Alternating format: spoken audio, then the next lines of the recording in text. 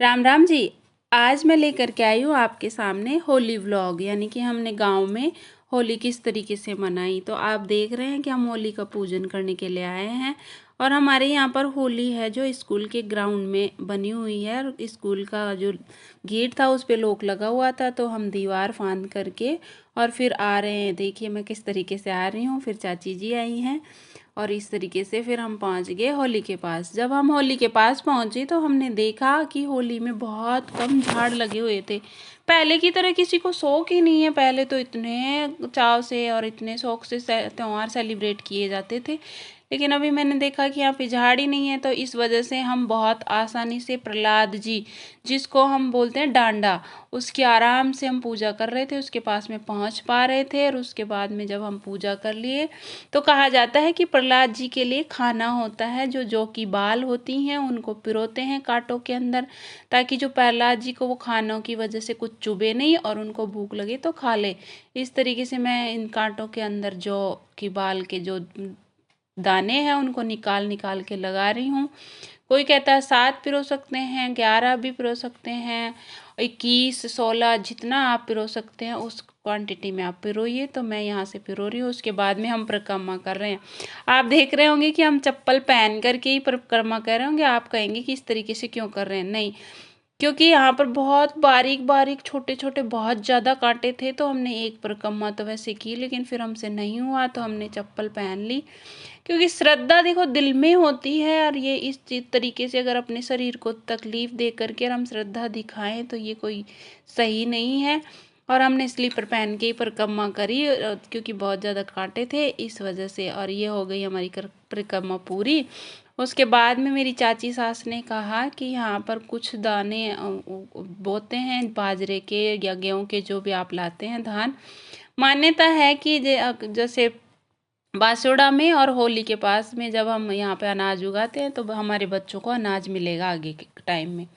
फिर कुछ अनाज बचा हुआ था जिसको मैंने स्कूल परिसर में फेंक दिया ताकि जानवर खा ले। और इसके बाद में हम मैंने चाची सास के धोख दिया, और ये मेरी ननद थी और ये मेरी बेटी है। और इसके बाद में हम वापस घर के लिए रवाना हो गए, और उसी तरीके से हम दीवार फांद करके और चलने लगे और पहुंच गए हमारे घर। और उसके बाद में देखो ये चाची सास आ गई हैं, और फिर रात हो गई थी तो मैंने उसके बाद का खाने का व्लॉग शूट नहीं किया। रात हो गई तो ये हो रही है होली का दिन। हमारे घर से थोड़ी दूर है तो इस तरीके से दिखाई दे रही है। हमने होली का पूजन किया, और उसके बाद में दूसरे दिन आ गया है होली का खेलने का दिन। और ये मेरा बेटा, मेरी बेटी और मेरे हस्बैंड किस तरीके से होली की सेलिब्रेट कर रहे हैं घर के अंदर हमारे। क्योंकि घर वाले कहीं ऊपर थे, कोई कहीं थे, तो हमने उस टाइम का फ़ायदा उठाया और हम आपस में ही चारों लोग होली खेल रहे थे। उसके बाद में हमने होली का स्टार्ट कर दिया और फिर चल दिए चाची के पास और इनके पास खेलने के लिए।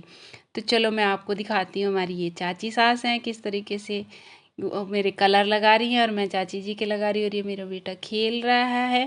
और देखो ऐसे से त्यौहार है ना जो अपनी फैमिली के साथ ही अच्छे लगते हैं। मुझे तो खासकर ऐसे लगता है कि परिवार के साथ ही सेलिब्रेट करने चाहिए। ये मेरे देवर हैं जो कि मेरे गुलाल लगा रहे हैं। ये तीनों देवर हैं जो मेरे चाचा जी के चाचा ससुर के लड़के हैं, और ये ननद है, छोटी छोटी ननद है हमारी। और ये मेरे हस्बैंड हैं, मैं उनको भी कलर लगा रही हूँ। और देखो कैसे पानी फेंक फेंक के और कैसे मस्ती कर रहे हैं। ये मेरा बेटा भी बीच बीच में है ना मस्ती कर रहा है। और ये मेरी छोटी देवरानी है, इसकी छोटा बेबी है तो ये बाहर नहीं आ रही थी, तो हमने कहा कि एक बार बाहर आ जा, ज़्यादा नहीं लगाएंगे। और ये लो हम इसके पूरा कलर लगा दिए।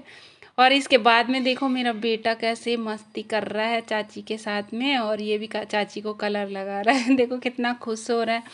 देखो परिवार के साथ ही ऐसे मज़े आते हैं। बाकी बाहर तो हम रहते हैं अकेले अकेले में, तो इतना सेलिब्रेशन में कितना इतना मज़ा नहीं आता जो हमारे परिवार के साथ फैमिली के साथ रह कर के।